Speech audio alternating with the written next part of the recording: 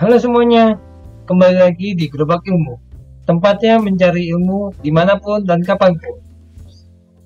Hari ini kita belajar lagi mengenai tentang fungsi if. Nah, tapi di sini agak sedikit berbeda daripada yang sebelumnya. Fungsi if yang sebelumnya itu hanya satu kriteria, ya, satu condition, satu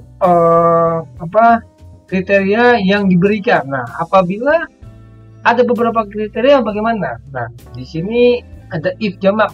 Kalau kita bisa bilang yang sebelumnya itu, yang di video sebelumnya if itu if tunggal karena hanya satu if yang kita pakai. Nah, di sini kita akan pakai beberapa if di dalam satu formula.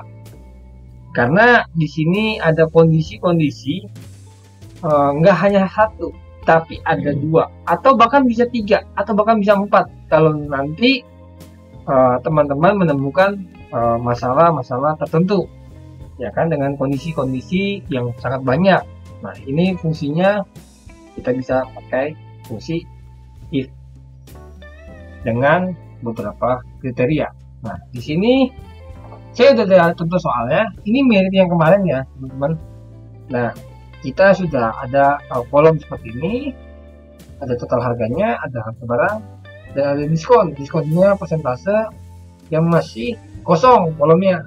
Ini yang akan kita pakai rumusnya. Nah, di sini juga ada namanya kriterianya atau condition yang menentukan diskon tersebut. Nah, kita coba saja mulai langsung ke pembelajarannya. Kita ketikkan di sini sama dengan if.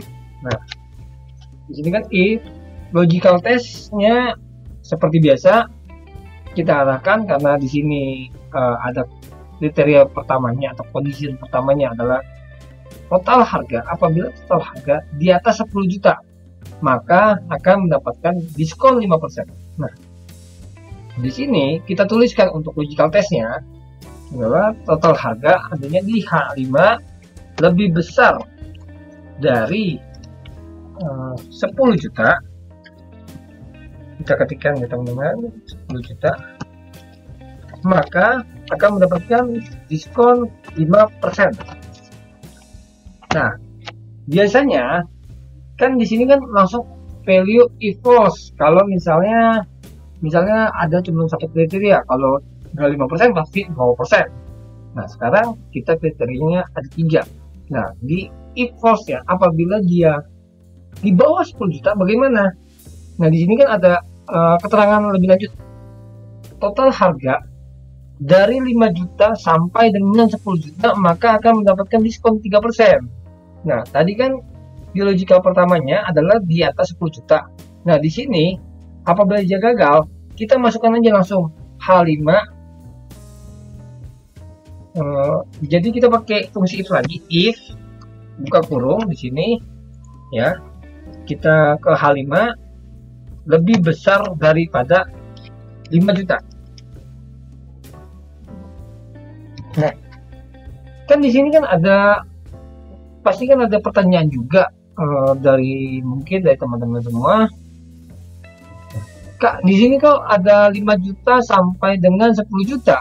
Tapi di logical testnya kenapa ditulisnya di atas 5 juta doang? Nanti yang 11 juta atau 10 juta akan ikut dong. Nah, disinilah fungsinya if jamak ini. Jadi di if ini yang dilihat pertama adalah yang pertama duluan, if pertamanya. Nah, di sini kan di atas 10 juta.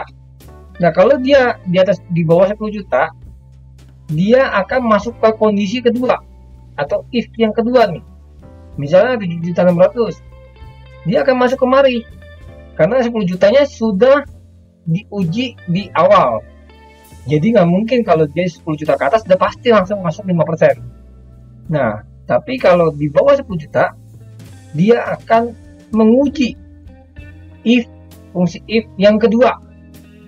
Nah, kita coba titik koma di sini kita masukkan 3% ya teman-teman. Nah, yang if false-nya gimana Kak?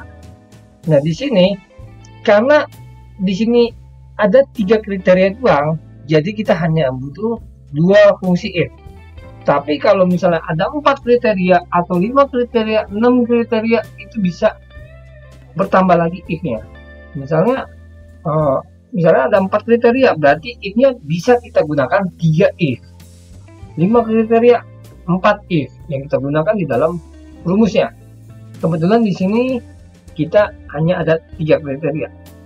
Apabila di bawah 5 juta, maka tidak akan dapat diskon, berarti sama dengan 0%. Jadi kita nggak usah ada if lagi karena sudah pasti itu menjadi 0%. Mari kita coba tutup kurung. Nah, tutup kurungnya di sini harus 2 ya teman-teman, soalnya kan yang dibuka rumusnya adanya if yang pertama untuk logical test pertama dengan logical test kedua.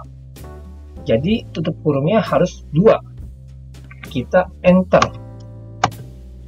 Nah, ini sudah benar. Kita copy paste spesial formula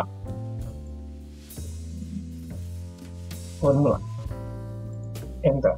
Nah, ini sudah tercermin. Apabila dia di bawah 10 juta, di atas 5 juta langsung 3%. Coba kita tes. Kalau kita di sini tulis 8 juta masih 3% kah? Ya, 3%. Coba kalau kita tulis di sini 4 juta.